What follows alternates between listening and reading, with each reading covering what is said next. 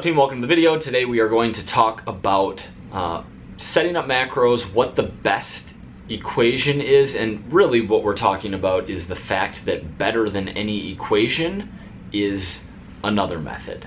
And so I'll quickly give you a little background. A coaching client asked how I set up her specific macros, and so I ran her through that process and my thought process for her and why I thought that protein, carbs, fats, training, rest day made sense for her. If you are looking for that information, how I set up macros for clients is a 15-minute video. We bust out the whiteboard, go very in depth on that. But I gave her that background or that explanation, and then she was wondering, cool, if in a few months I wanted to try this on my own, I wanted to try to set up my own macros, which equations would you recommend? Or like which calculator? There's so many online calculators, which would you recommend? There's the calculator in my app, there's ifym.com, there is using Catch McCardle to calculate BMR, and then using a multiplier to estimate your TDEE, and then setting proteins, carbs, and fats to add up to that calorie number. You can use ratios. There's a ton of calculators. The calculator that I would recommend for her, or for anyone wondering the same thing, is none of them. Your progress is a far better indicator of where your macros should be than any calculator.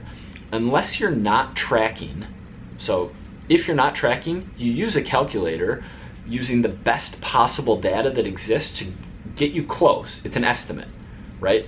It doesn't know anything about you specifically other than height, weight, age, total lean tissue, or an estimate of lean tissue, really.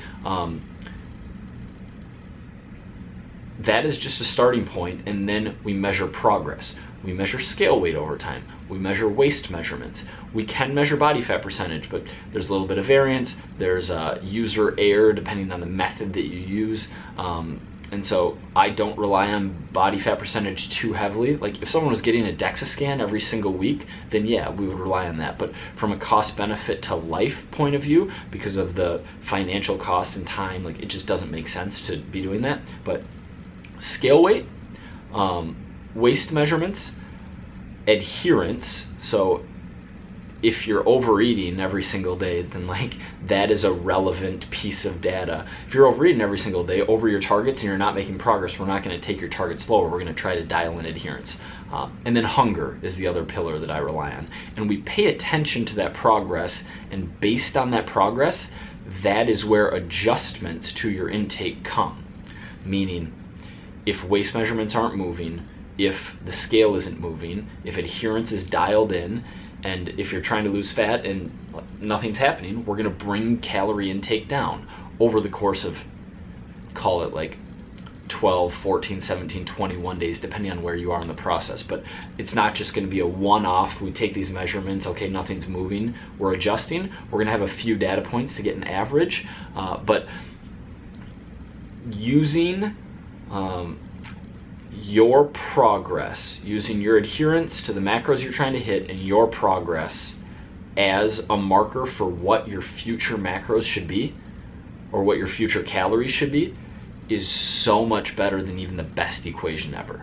So my advice would be, in the future, 2, 3, 4 months down the road, you want to do this for yourself, any of you, pay attention to how you have been doing and what your goals are. If you're wanting to lose fat, and if you're wanting to continue to lose fat, how much you have recently been eating and your progress on that intake is just infinitely better than plugging current stats into an online calculator, even the best calculator, and using those results. I hope that helps. This might be a little bit confusing. I don't know how effectively I explain this, so if you have questions, drop them below in the comments. Please hit the like button. I appreciate it. I will see you guys tomorrow.